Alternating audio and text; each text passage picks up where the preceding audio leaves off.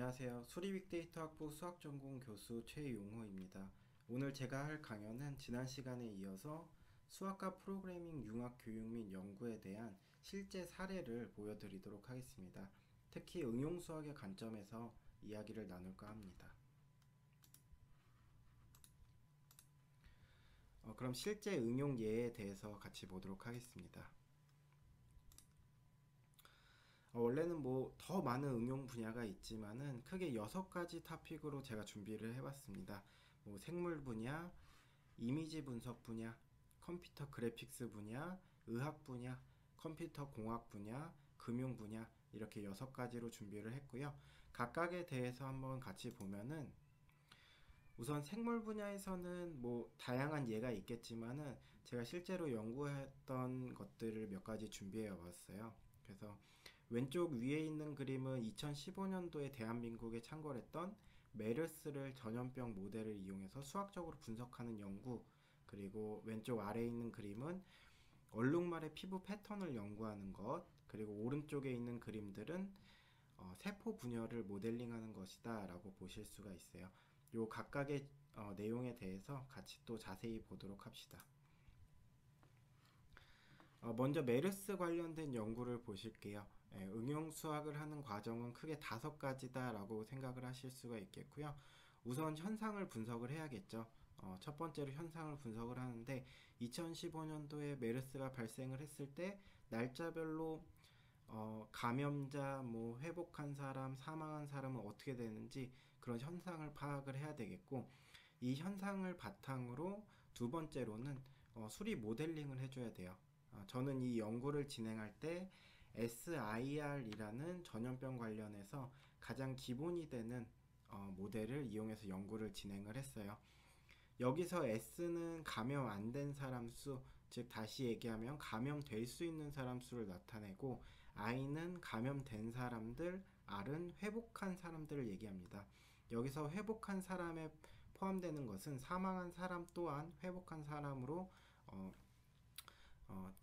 치고 있어요. 그래서 식을 자세히 보면은 S를 시간에 따른 변화, I가 시간에 따른 변화, R이 시간에 따른 변화를 각각 이렇게 식으로 나타낼 수가 있겠고, 베타가 나타내는 것은 무엇인가 라고 하면은 감염률을 나타내며, 감마가 나타내는 것은 회복률을 나타낸다 라고 보시면 됩니다.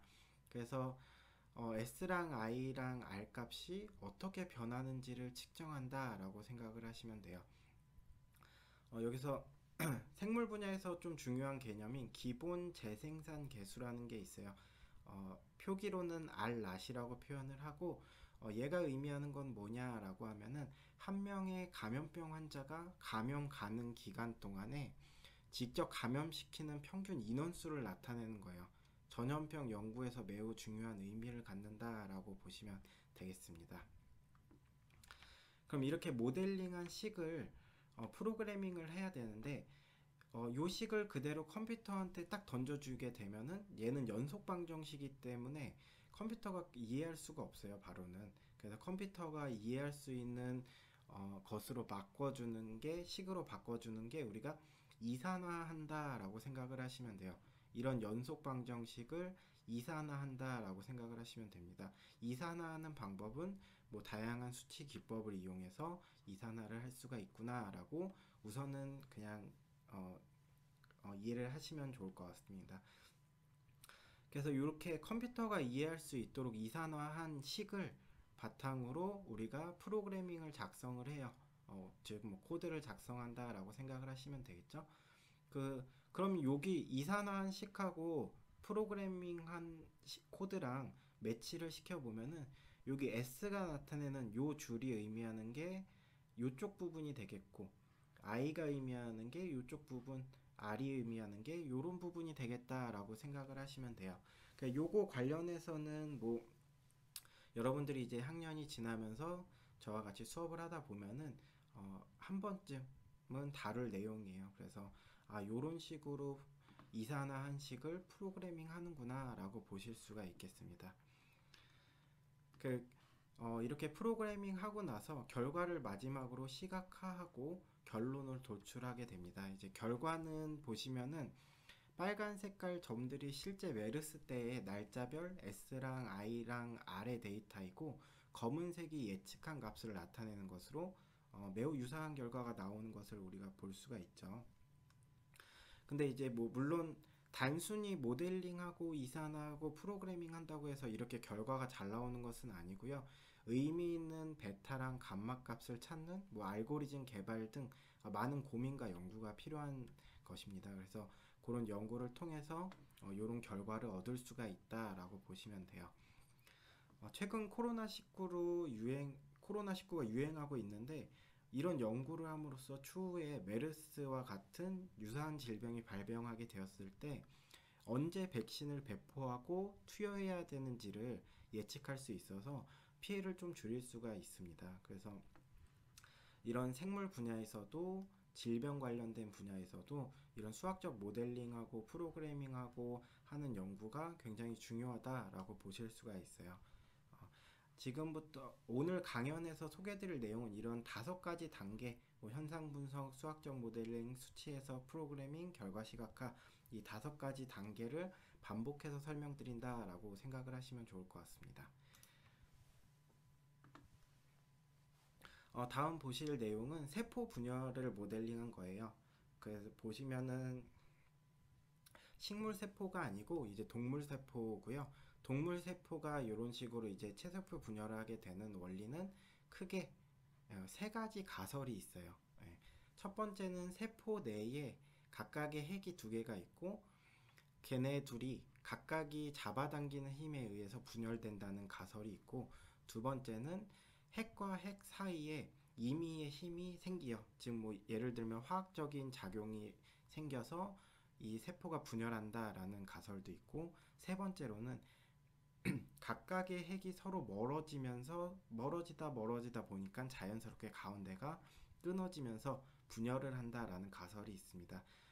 어떤 게 아직까지 딱 정답이다라고 밝혀진 것은 없어요. 근데 요 실험에서는 프로그래밍하고 실험하던 거에서는 첫 번째 가설을 이용해서 모델링한 거다라고 보시면 됩니다. 아까 SIR 보실 때보다는 굉장히 복잡하죠. 굉장히 식이 많고 복잡한데, 각각이 이제 상호작용을 해서 시간에 따라서 시뮬레이션을 하고 프로그래밍을 하고 결과를 보면은 이런 식으로 구성이 된다라는 거 보실 수가 있어요. 네. 그래서 여기는 이제 3차원 결과를 나타내는 거고, 그리고 이 3차원 결과에 해당되는 2차원 결과를 나타냈다라고 보실 수가 있겠습니다. 수리생물 분야에서 중요한 거는 단순히 모델링하고 테스트해서 끝나는 것이 아니라, 이 결과가 실제로 타당한지를 보이기 위해서는 실험 데이터랑 비교해주는 과정을 꼭 해주셔야 돼요. 그래서 이렇게 프로그래밍해서 시뮬레이션 해가지고 나온 결과랑 실제 어떤 논문이나 실험에 있는 결과와 시간별로 비교를 해서 어느 정도 내가 모델링한 게 실제 실험값하고 비슷하구나 맞구나 라는 것을 보여줌으로써 내가 한 모델링의 정확도 같은 것을 이제 좀 보여주실 수가 있는 거예요. 그래서 수리생물 분야는 단순히 내가 수학적으로 모델링하고 시뮬레이션 한다고 해서 끝나는 게 아니고, 이런 실제 실험 데이터랑 비교를 해주는 것이 과정을 함으로써 이제 의미 있는 결과를 도출하실 수가 있다라고 보실 수가 있겠습니다. 네, 다음으로 보실 거는 얼룩말의 피부 패턴을 수학적으로 연구한 거예요. 그래서 첫 번째로는 현상을 분석하기 위해서 실제 얼룩말의 이런 피부 패턴들을 조사를 해야겠고, 그 조사한 것을 바탕으로 이에 적합한 수학적 모델을 찾아요. 아니면은 뭐 개발을 할 수도 있고. 근데 이때 이 연구에서 사용했던 방정식은 랭겔 앱스트레인이라는 방정식으로 요렇게 생겼어요. 1991년도에 요 두 분이 만든 방정식으로 이렇게 생겼고, 얘를 이용해서 이제 컴퓨터가 이해할 수 있는 식인 이산화한 식으로 바꿔준다라고 보시면 되겠죠. 이산화한 식으로 바꿔주면 이렇게 되고, 약간 눈썰미가 좋으신 분들은 얘가 얘를 의미하고 요쪽이 얘를 의미하고 K1 뭐 뒤쪽이 요걸 의미하는구나 라는 것을 보실 수가 있어요. 그럼 이렇게 이산화한 방정식을 실제 프로그래밍을 하기 위해서 작성을 해보면은 코드가 좀 길어요. 그래서 쉽지는 않았고 다양한 결과를 좀 갖고 왔습니다. 이 결과가 나타내는 의미는 뭐냐라고 하면은 K1과 K2 값에 따라서 어떻게 패턴이 변화하는가라는 것을 스피어 그 구 모양 위에서랑 그 토러스 모양 위에서 우리 연구를 해봤어요. 그래서 K1과 K2 값에 따라서 어떤 거는 단 모양, 즉 점 모양만 나타나는 경우도 있고 어떤 거는 라멜라 모양이다라고 해서 어떤 스트라이프 선, 직선 연결된 선 모양으로 나타내는 것도 있고 어떤 거는 라멜라 모양하고 단 모양이 섞여 있는 모양도 있구나. 예, 이렇듯이 이제 K1, K2 다양한 매개 변수 값에 따라서 패턴이 생성되는 것을 우리가 연구를 할 수가 있었고 그래서 이제 얼룩말 피부 패턴하고 똑같은 패턴을 찾을 수는 없겠지만은 이런 얼룩말이라는 모양 위에서 랭겔 앱스트레인이라는 방정식을 수치적으로 풀므로써 어떤 패턴, 비슷한 패턴을 우리가 연구를 할 수가 있구나라는 것을 보실 수가 있습니다. 다음은 이미지 분석 관련된 분야예요. 이미지 분석해서 보시면은 크게 두 가지를 준비했는데 이미지 인페인팅이라는 것과 이미지 세그멘테이션이라는 게 있어요. 이미지 인페인팅이다 라고 하는 것은 스크래치가 생긴 어떤 이미지 부분을 이를 복원해주는 역할을 하는 거다라고 보시면 되겠고 이미지 세그멘테이션이다 라고 하는 경우는 여러분들이 원하는 어떤 이미지에서 원하는 부분을 추출하고자 할 때 사용하는 기법이다 라고 생각하시면 돼요. 뭐 예를 들면은 이런 펭귄이 있는 사진이 있을 때 이 펭귄의 이미지 중에서 이런 뭐 얼음이나 바위 같은 데를 빼고 나는 이 펭귄 부분만 캡처링을 해주고 싶다, 이게 좀 따내고 싶다라고 한다면은 이미지 세그멘테이션 기법을 이용하면은 이렇게 추출을 할 수가 있다라고 보실 수가 있겠습니다. 각각에 대해서 보시면은 우선 이미지가 있을 때 손상된 부분을 우리가 확인을 해야겠죠. 손상된 부분을 확인을 해주고 그 손상된 부분에 대해서 어떤 식으로 확인을 하느냐라고 하면은 이 이미지 세그멘테이션 기법을 쓰실 수가 있어요. 그래서 손상된 부분을 이미지 세그멘테이션을 통해서 추출을 하고 그리고 그 추출된 부분, 결과를 보시면 추출된 부분에서 이 흰색 부분 있죠. 흰색 부분을 이제 채워준다라고 생각을 하시면 되는데 채워줄 때 어떤 식으로 채워주냐?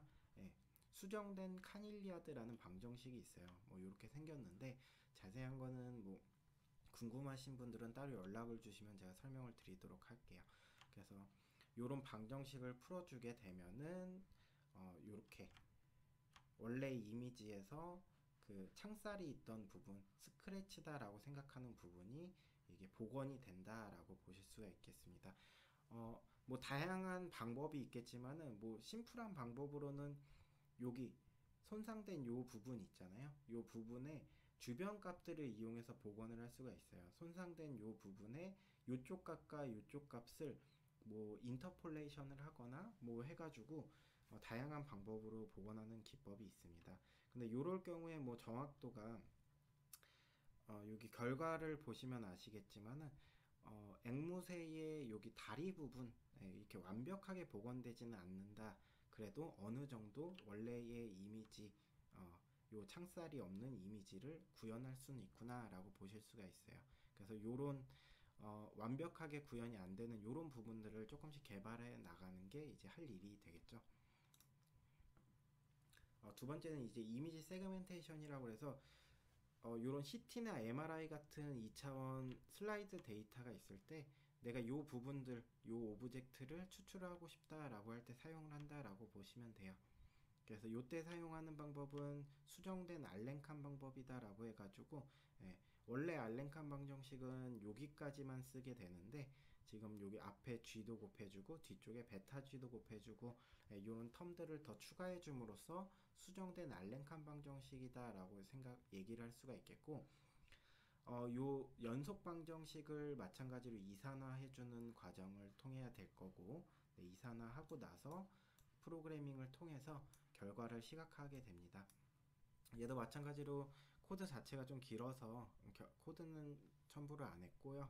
예, 결과를 보시면은 우선 요 빨간 색깔 박스가 점점 줄어들어 가지고 내가 추출하고자 하는 이미지, 이미지의 오브젝트 부분까지만 요 빨간색이 줄어들기를 바라는 거예요. 그래서 그러면은 계속 줄다 보면은 아예 줄어버릴 그 빨간색 박스가 아예 줄어서 얘를 어떻게 측정을 하냐라고 하면은 간단한 아이디어는 여기 있는 G에 대해서 좀 영향을 받는다라고 보시면 되겠습니다. 왼쪽에 있는 G 값의 G라는 함수에 영향을 받는다. 얘가 어떤 역할을 하느냐라고 하면은 옛날 뭐 중세시대 성 같은 것을 생각을 해보시면 성 주변에 이게 그 침입하지 말라고 이렇게 우물을 이제 만들잖아요. 성 주변으로 이제 물을 이렇게 다 돌게 하는데 그런 식으로 이미지 주변에 내가 추출하고자 하는 값 인근에 이렇게 우물을 판다라고 생각을 하시면 돼요. 그 우물을 파가지고 그 직전까지의 값들을 내가 이 시뮬레이션을 통해서 빨간 색깔로 내가 이 값들을 추출할 수가 있다라고 보실 수가 있겠습니다.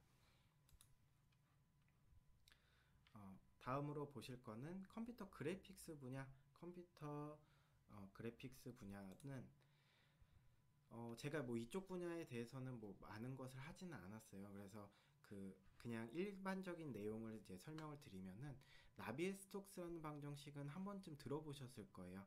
나비에스톡스라는 방정식을 어떤 거냐라고 하면은 유체를 푸는 방정식이다라고는 알고 계시죠. 그래서 한 번쯤은 들어보셨을 거예요. 그래서 이런 나비에스톡스 방정식을 이용하면은 왼쪽 위와 같은 이런 파도 치는 모양을 만드실 수가 있어요. 물론 뭐 이 식만으로는 만들지 못하고 추가적인 개념이 더 들어가야겠지만은 유체를 나타내는 방정식인 이 식 나비에스톡스 방정식을 이용하면은 위와 같은 결과를 얻을 수가 있구나 라는 것을 볼 수가 있습니다. 요 왼쪽 아래에 있는 그 그림은 사진은 스탠포드 대학교에 계신 교수님이에요. 근데 캐리비안의 해적 2편을 다들 보셨나요? 그 2편에 보면은 CG 부분에 수학을 적용해가지고 좀 더 생동감 있게 표현을 했고 그 결과 2008년도에 아카데미 상을 받으셨다고 해요. 그래서 제가 궁금해가지고 이분이 그럼 수학을 어디다 적용을 했나라고 해서 봤더니 그 2편에 나오는 게 문어 선장 있잖아요. 그 문어 선장에 그 문어 발이 움직이는 것을 생동감 있게 표현하기 위해서 수학을 썼다고 합니다. 예. 구체적인 수학식까지는 제가 확인을 못했는데 그 문어 선장의 문어 움직임에 대해서 표현을 하고 그거에 공로를 인정받아서 아카데미 상을 받았다고 해요. 이 가운데 보시는 기사는 그 여러분들이 많이 알고 계시는 애니메이션 회사인 픽사에서 수학자를 고용해가지고 애니메이션을 만들었다고 해요. 이와 관련해서 짧은 동영상을 보실게요. 이 동영상 출처는 EBS 매스, 여기 유튜브 주소 들어가시면은 보실 수가 있습니다. 네, 영상 보셨듯이 그 픽사라는 애니메이션 회사에서 스티브 잡스가 이제 오고 나서부터는 그 한 장 한 장 그리는 것이 아닌 수학자를 고용해가지고 이렇게 애니메이션을 만들었다고 해요. 그래서 뭐 비용도 많이 줄고 시간도 많이 줄고 그랬다고 합니다. 다음으로 보실 내용은 의학 관련된 분야입니다. 스캐폴드라는 게 있어요. 이제 뭐 한국말로 하면 생체 지지체라고 하는데 이게 하는 역할은 뼈가 부러졌을 때 뼈가 잘 붙고 회복하기 위해서 보조물을 넣어준다라고 생각을 하시면 돼요. 그리고 또 다른 응용은 이제 리컨스트럭션이다라고 해서 CT나 이런 MRI 데이터로 슬라이스 데이터로부터 3차원 영상 복원해주는 그런 기법이 있다라고 보시면 되겠습니다. 각각에 대해서 보시면은 스캐폴드라는 것을 만들 때는 만약에 이 부분이 내가 사고로 유실이 됐다, 손실이 됐다라고 하면은 그거에 맞게 생체 지지체를 만들어 줘야 돼요. 이런 식으로. 근데 이런 생체 지지체를 만들 때 그냥 이렇게 꽉 막힌 걸로 만들어 주게 되면은 모양은 딱 맞겠지만은 걔가 피도 안 통하고 뭔가 영양분도 안 통하기 때문에 오히려 쉽게 괴사할 수가 있어요. 그래서 거기에 영양분도 잘 통하고 그 그 피도 잘 통하게 하기 위해서, 세포가 더 잘 자라게 하기 위해서 일부러 이렇게 약간 구멍을 내주게 됩니다. 그래서 이런 것을 그냥 구멍을 낸다라고 안 하고 스캐폴드의 다공성에 관련된 연구를 한다라고 보시면 되겠고요. 이런 다공성을 내는데 수학을 이용해서도 우리가 연구를 할 수가 있어요. 그래서 뭐 어떤 식으로 하는가라고 하면은, 뭔가 기하학적으로 접근을 한다면은 뭔가 P 서피스, G 서피스 뭐 이런 다양한 미니멀 서피스가 있거든요. 그런 것들을 이용해서 내가 얘의 모양을 최적화할 수도 있고, 아니면 이런 곡면 위에서, 아까 얼룩말 위에서 패턴을 생성했던 것을 보셨잖아요. 그럼 얼룩말 대신에 이런 곡면 위에서의 어떤 방정식을 수치적으로 풀어가지고 그거에 대한 이런 다공성을 주는 패턴을 연구도 할 수가 있다, 수학적으로 연구할 수 있다라고 보실 수가 있겠습니다. 3차원 복원 같은 경우는 이런 2차원 슬라이스 데이터로부터 이미지 세그멘테이션 기법을 이용해 가지고 우선 우리가 CT나 MRI 데이터에서 원하는 부분을 추출을 해요. 그럼 각각의 슬라이스 데이터들을 잘 이어주게 되면은 원래의 뼈 모양 아니면 원래의 신장의 모양을 이런 식으로 복원을 할 수가 있구나라고 보실 수가 있습니다. 요 리컨스트럭션 방법은 우리가 앞에서 봤던 그, 다시 한번 좀 앞으로 넘어가 보면은, 이미지 세그멘테이션은 이렇게 수정된 뭐 알렌칸 방정식을 썼었고, 요 리컨스트럭션 할 때 사용하는 뭐 방정식도 여기 인페인팅 기법하고 비슷하게 할 수가 있어요. 이 수정된 알렌칸 방정식을 이용해 가지고 요렇게 그 손실된 부분에 왼쪽 끝과 오른쪽 끝을 각각 위판이랑 아래판이다라고 생각하고 그 사이를 이제 연결해주는, 복원해주는 것이다라고 보실 수도 있습니다. 그래서 요거 같은 경우는 수정된 카닐리아드 방정식 이용하면은 그 판과 판 사이를 복원을 할 수가 있구나라고 보실 수가 있어요.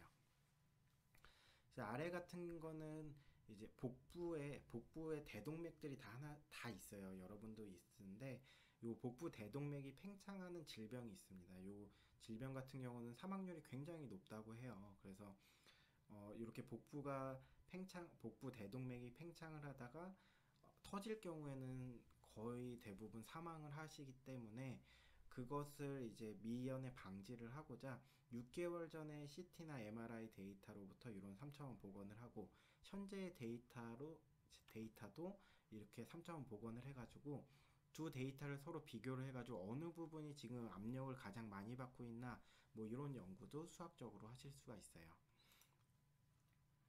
네, 컴퓨터 사이언스 분야, 컴퓨터 공학 분야를 같이 보면은 뭐 블록체인, 검색 엔진, 머신러닝에 다 수학이 들어가요.